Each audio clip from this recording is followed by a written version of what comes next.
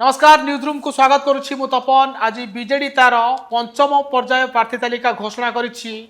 आउ ए प्रार्थी तालिका रे दुई जन पूर्वतन मंत्री टिकेट कटिछि। आपण देखुचंती दुईटी चेहरा अछि। सेपटे समीर रंजन दास अछंती जे निमापड़ार विधायक थिले एवं एठी अछंती रविनंद जे कि जयपुर पूर्वतन विधायक थिले। आ सबठु रोचक कथा हेउछि ए उभय समीर दास एवं रविनंद दुई जन जाक गणशिक्षा मंत्री थिले। समीर दास गणशिक्षा मंत्री थे नारे बद आसला से मंत्री पद हराइले। रविनंद पूर्वतन मंत्री थे। ये उभय टिकेट आज बीजेडी सुप्रीमो नवीन पट्टनायक काटी देइछंती।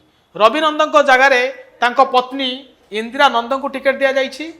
सेपटे समीर दास को जगार नुआ चेहरा दिलीप नायक को दल एवं सामना को आसी।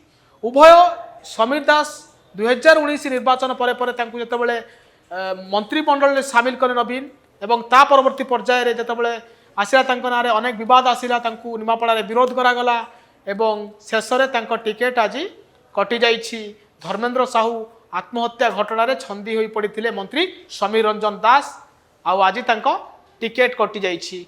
आउ नुआ चेहरा भाव में दिलीप नायक को दल एठी टिकेट देइछि। सेपटे रविनंदन टिकेट कटिछि कारण रविनंद दाबीदार थिले बदले पत्नी को टिकेट दि जाइछि। लगातार भाव में रविनंद तारा प्रसाद बाहिनी पत्नी ठारू परास्त होते तेणुक एठी बीजेडी महिला कार्ड खेली एवं रविनंद जगह पत्नी इंदिरा नंद को एथर टिकेट देइछि।